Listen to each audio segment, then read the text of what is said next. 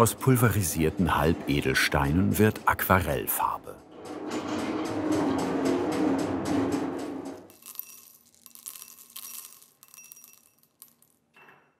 Aus verkohlten Kirschkernen eine Wandfarbe. Und aus verkochten Wurzeln Ölfarbe.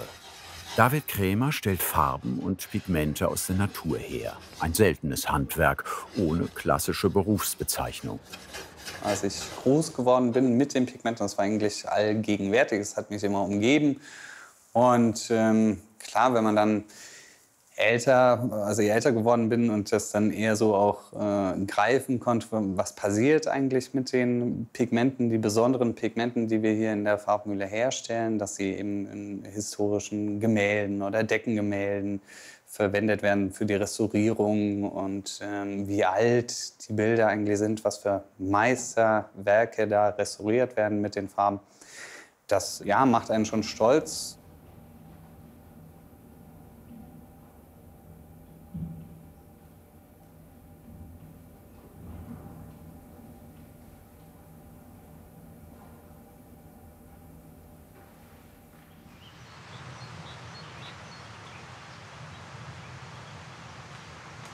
Hauptsächlich arbeiten wir eigentlich mit mineralischen Gesteinen oder auch mit Erden, weil die einfach stabiler sind als die organischen Pigmente. Und hier haben wir ein Rohkupfer aus Arizona, kommen die Steine. Und da sieht man hier so das leicht bräunliche, vorne auch ganz gut. Und das Kupfer, wenn es in Verbindung kommt mit Sauerstoff und Regen, dann bildet es Kupfercarbonate. Wie hier das Grün, das Türkis, ein Chrysokoll heißt das, ein Malachit und auch eine Schicht Azurit. Hier haben wir jetzt einen Azurit. Der kommt aus Südamerika und man sieht, der ist schon relativ kristallin. Aber man sieht auch ganz genau, er hat eben sehr viel weiße Bestandteile, in Kalk enthalten, weshalb das auf dem Kollergang hier hellblau vermahlen wird. Ich mache mal so Anlaufschwierigkeiten, deshalb.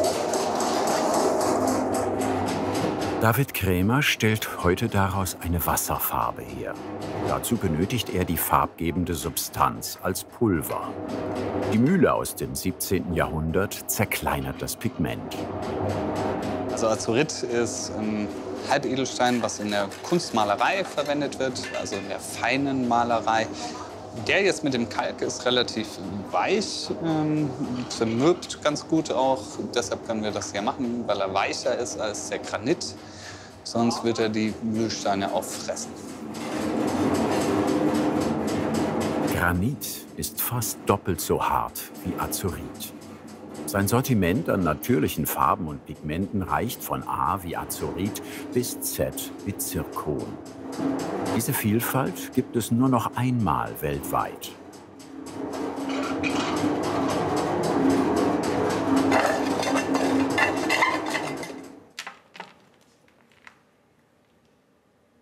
Das Erz nennt sich auch Kupferblau oder Bergblau. Mit Sieb und Mörser stellt er kleinere Chargen Pigment von Hand her, größere mit Hilfe von Maschinen. Gleich wäscht er das Bergblau. Die Technik heißt Schlemmen. Im Wasser trennt er das Farbmittel vom weißen Kalk. Sein Ziel ist ein Azurit nahezu ohne Weißanteil. Dazu benötigt er das Kupferblau in einer bestimmten Korngröße. Das haben wir jetzt auf 120 μ gesiebt. Das ist jetzt nicht ultra fein. Aber für das Trennen von dem schweren Azurit, von dem Kalk, ist es vorteilhafter, wenn das gar nicht so fein ist. Und im Nachgang können wir das dann noch mal feiner mahlen auf 63 μ. Nehmen wir einfach mal 4 Löffel. Das Bergblau ist jetzt so groß wie ein ultrafeines Speisesalz. Es ist von Natur aus wasserunlöslich und schwerer als Kalk.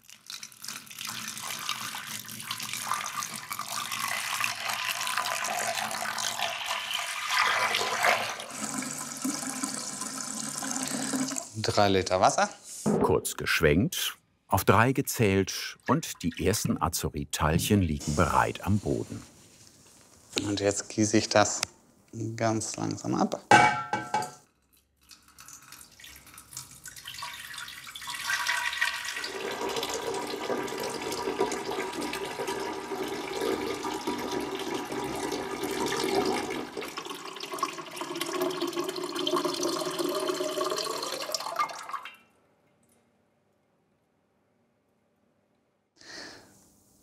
Und dann geben wir hier noch mal Wasser drauf. Die Teilchen im ersten Glas schlemmt er weiter. Noch 3 Mal.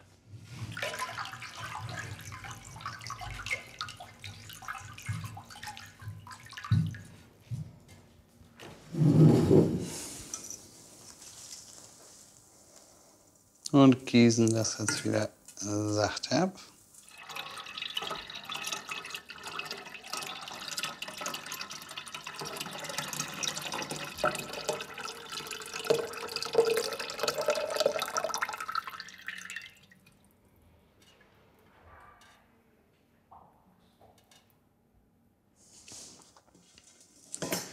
Das war das erste Glas. Das sind die gröbsten Partikel, weil die als erstes runtergefallen sind. Und so haben wir jetzt auch beim Waschen schon eine Teilchengrößensortierung vorgenommen.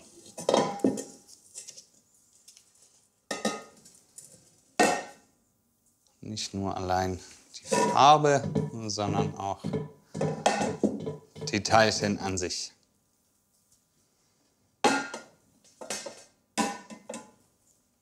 Und haben hier in dem letzten Glas die feinsten Teilchen und die saubersten.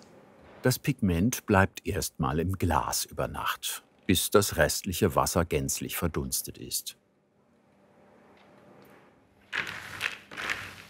Eine ganz andere Farbe entsteht aus diesen antiken Wurzeln. Das hier ist anatolische Krabbwurzel. Aus der Türkei kommt das. Aber der Färberkrabb, der wächst eigentlich im ganzen Mittelmeerraum, ist er zu Hause. Wichtig ist bei dem Krabb, dass er eine gewisse Standzeit hat. So 3, 4, besser sind 5 Jahre. Dass man nicht so viele kleine Wurzeln hat, sondern eher was Dickeres, so wie das hier jetzt. Da kann sich dann einfach mehr Farbstoff sammeln, bilden da drin. Da lohnt sich dann die Ernte und auch das Herstellen vom Krabblackpigment für uns. Gemeinsam mit Thomas Rickert kocht er zuerst den Farbstoff aus der Kulturpflanze. Er ist später die Basis für das Pigment Krabblack. Sieht man schon, zerfärbt sich ein bisschen das Wasser. Ja. Dazu kommen die Wurzeln in destilliertes Wasser mit einem Schuss Essigsäure. Historisch ist der Krabblack schon immer da gewesen, schon immer eine Nutzpflanze auch gewesen. Anfänglich für die Textilfärberei ganz viel, bis eben wahrscheinlich durch einen Zufall auch jemand eine Kreide dazu getan hat, also einen transparenten Füllstoff, wo sich der Farbstoff dann aufgelegt hat und das für die Malerei auch einsetzbar war. Es gibt kaum überlieferte Rezepturen. Ihre haben sie selbst entwickelt. Die Säure löst den roten Farbstoff Alizarin aus der Wurzel. Der Krabblack muss jetzt erst mal eine gewisse Zeit lang kochen. Und wenn diese Zeit um ist, dann geben wir Kalialaun hinzu, ein Metallsalz und wir geben noch Kupfer-2-Sulfat hinzu. Das Salz ist ein Muss. Es bindet den Farbstoff. Sulfat, ein Kann. Es gibt ihm heute eine rotbräunliche Note. Diese Krabblack-Nuance verleiht der Holzlasur im Geigenbau ihre Farbe.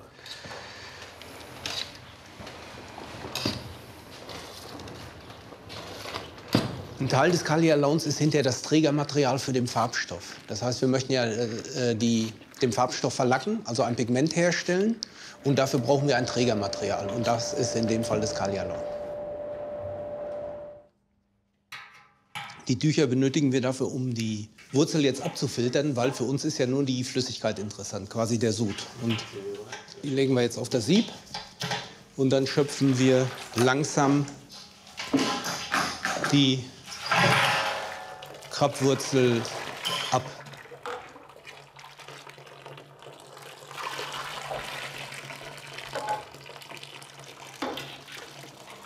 Ja. 250 Farbmittel stellen sie in Eichstätten im Allgäu her.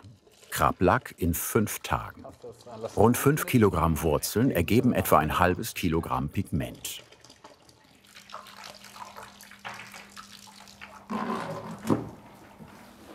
Die letzte Komponente kommt gleich in den Sud, ein Calciumcarbonat im Fachjargon. Bei Lebensmitteln unter anderem als Rieselhilfe im Salz ein Begriff. Es dient hier als Treibmittel.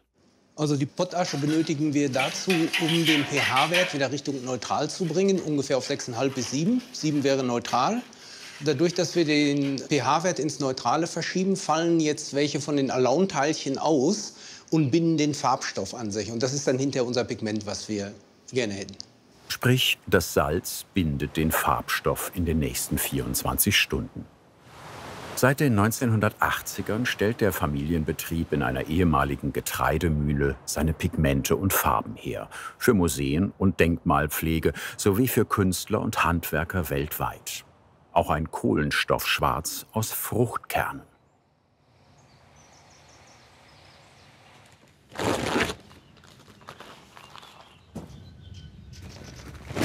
Die Krämers verwenden überwiegend Trauben, Pfirsich oder Kirschkerne für klassische Fruchtschwärzen.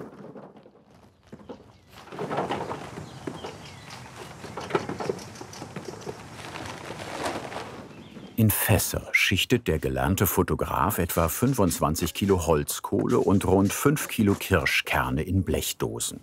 Darin verkohlen die Obstkerne unter Ausschluss von Sauerstoff optimal. Deshalb ihre Idee mit den Dosen. Warum Kirschkerne? Ja, die Menschen haben schon sehr früh angefangen, Kirschkerne zu verkohlen. Wahrscheinlich haben sie das gar nicht so mit einem Ziel gemacht, sondern es ist einfach passiert bei irgendwelchen Bränden und haben dann gemerkt, das ist eigentlich ein interessantes Schwarz und haben damit angefangen zu malen. Die kommen verkehrt rum in das Fass, in das Köhlerfass rein, so dass von unten immer gut Luft ziehen kann und die Kirschkerne gleichmäßig verkohlen und nicht verbrennen.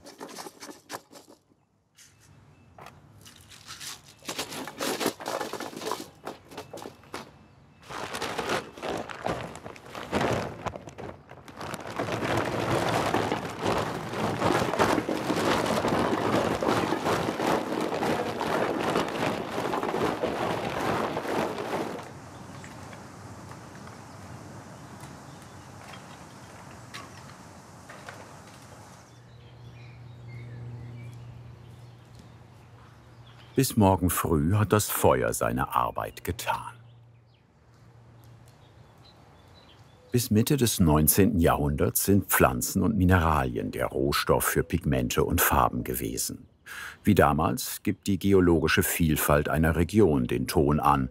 In Deutschland und Europa sind es vor allem ockerfarbiges und rötliches Gestein. Die Farbpalette in der Pflanzenwelt ist deutlich vielfältiger. Jedoch kommen hier nur wenige Pflanzen als Farbmittel in Frage, wie etwa die Krabwurzel. Morgen, David. Morgen, Thomas. Wollen wir mal gucken, was wir produziert haben, oder? Ja, sieht doch schön braun aus. Ja, ich nehme mal den Schaum ab. Der könnte noch überschüssige Metallsalze enthalten. Vom Krabwurzelsud zum fertigen Pigment sind es noch wenige Handgriffe. Gut, dann rühren wir mal.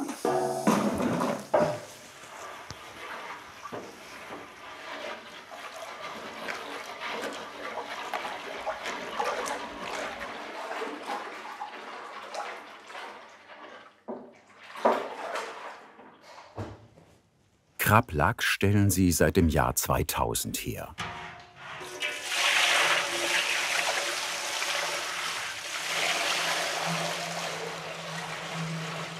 Der erste Teil ist geschafft. Vom Farbstoff in der Wurzel zum Pigment im Sud. Jetzt folgt der zweite.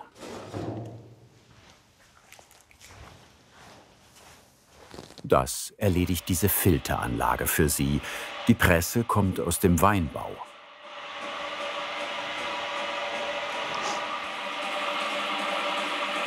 Sie keltert normalerweise Wein und Maische. Hier trennt sie Sud und Krablack und ist über einen Schlauch mit dem neuen Bottich verbunden. Der Fokus liegt dabei nicht auf der Flüssigkeit, sondern auf dem Rückstand in den Filtern. Was im Weinbau entsorgt wird, wird hier später zur Ölfarbe verarbeitet.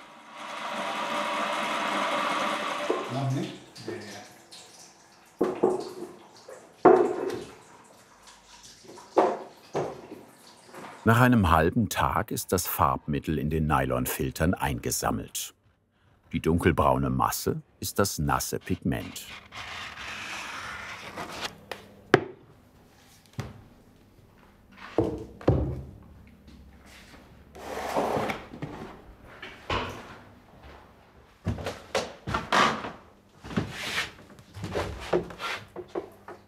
Krablack herstellen endet gleich hier auf einem Drahtgestell mit Folie. In 3 Tagen wird aus dem flüssigen Pigment eine feste Masse. Bei konstanten 33 Grad Celsius verdunstet das restliche Wasser in der Trockenkammer.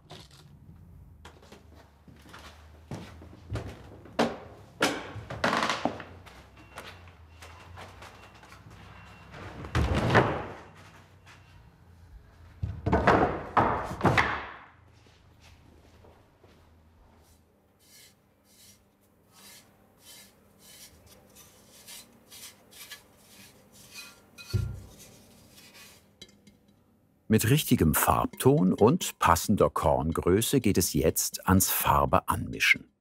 Das Pigment Azurit wird zur Aquarellfarbe. Das Azurit, was wir jetzt hergestellt haben, gemahlen, gesiebt, geschlemmt haben, wurde traditionell in der Buchmalerei schon sehr früh eingesetzt. Im Bindemittel Gummi arabicum hält das wunderbar auf Papier und da die Bücher meistens zugeklappt sind, konserviert sich das eigentlich auch sehr gut da drin. Und dann geben wir das jetzt hier mal in den Mörser.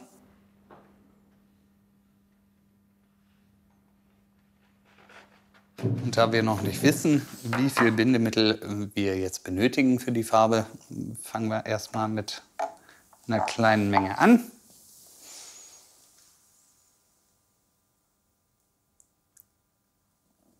Und schauen, wie sich das benetzen lässt.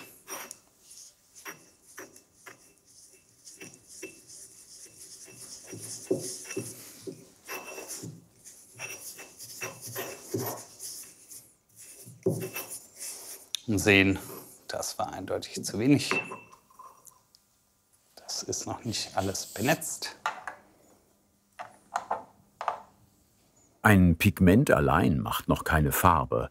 Die Wasserfarbe entsteht erst durch die Zugabe von Gummi arabicum. Der Kleber aus Pflanzensaft eines Akazienbaums bindet das unlösliche Farbmittel zur Aquarellfarbe.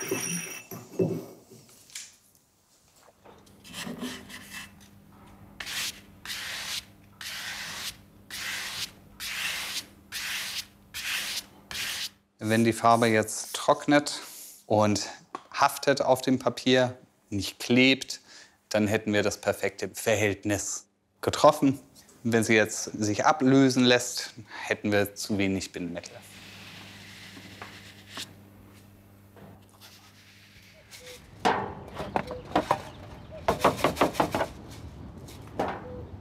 Jetzt sind die Obstkerne dran. Die Flammen sind aus und das Ergebnis sind ca. 2 Kilogramm organisches Kirschkernschwarz.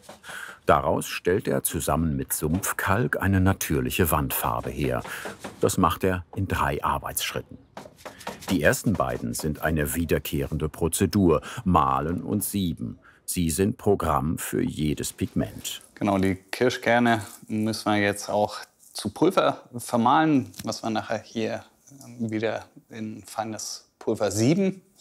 Und danach produzieren wir damit eine Sumpfkalkfarbe.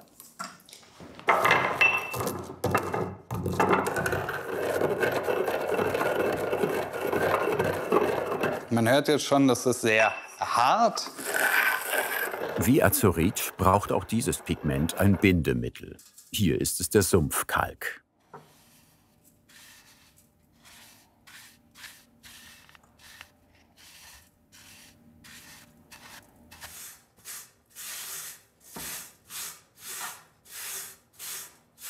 Zeichnungen und Malereien an Felswänden aus Kohle und Pigment gibt es weltweit. Die wohl ältesten Funde in Südeuropa stammen aus der Steinzeit und sind rund 36.000 Jahre alt. Gängige Bindemittel damals unter anderem Wasser, Spucke und Blut.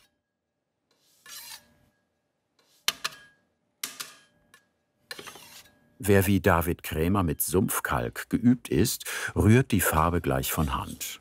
Wer das nachmachen will, sollte Handschuhe und Brille tragen, als Schutz vor dem ätzenden Sumpfkalk. Außerdem die Wand vor dem Streichen gut anfeuchten, damit die Farbe langsam an der Luft abbinden kann.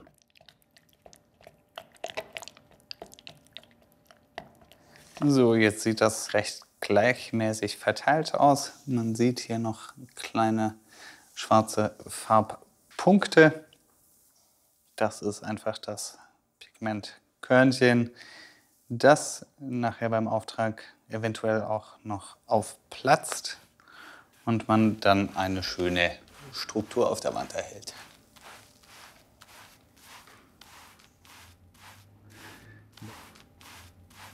Das ist jetzt fertiges Kraplack-Pigment, noch nicht gemahlen, eben in getrockneten Schollen. Die sind relativ hart eigentlich, kann man schon sagen. Und die müssen jetzt eben noch zerkleinert werden zu Pulver und dann wieder mit unserem Sieb in die richtige Korngröße gebracht werden, sodass wir dann heute eine Leinölfarbe mit Kraplack herstellen können. Jetzt machen wir hier ein bisschen Öl dazu und tasten uns mal langsam an das Verhältnis heran.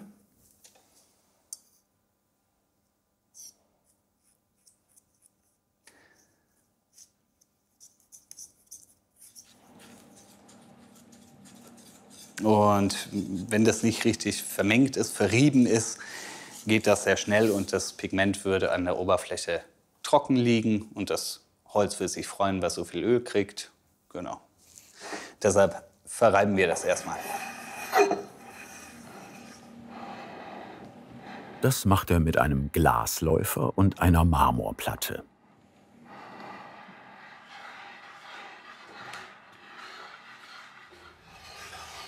Man hört jetzt noch ein bisschen Schleifen auf der Oberfläche und wenn das dann weg ist, sind die Teilchen gut eingerieben.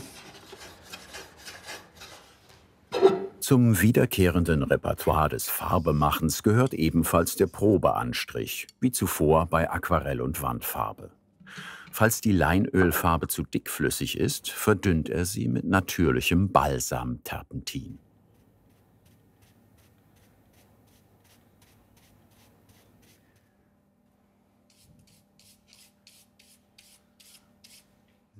Und da sehen wir jetzt auch, dass das einfach eine sehr schöne, dünne Öllasur hier auf dem Holzbrett gibt.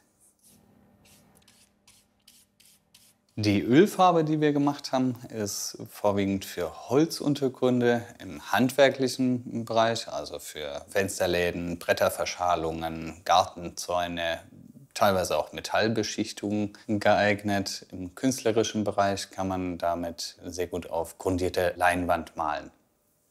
Die Sumpfkalkfarbe, die wir jetzt hier hergestellt haben mit dem Kirschkernschwarz, eignet sich wunderbar, um auf unbehandelten Putzuntergründen zu arbeiten. Die Aquarellfarbe, im Azurit, eignet sich nur für Papierarbeiten, da das Aquarell einen saugenden Untergrund benötigt. Hat dir diese Handwerkskunst gefallen? Dann schreib uns deine Meinung zum Film in die Kommentare. Und nicht vergessen, Kanal abonnieren.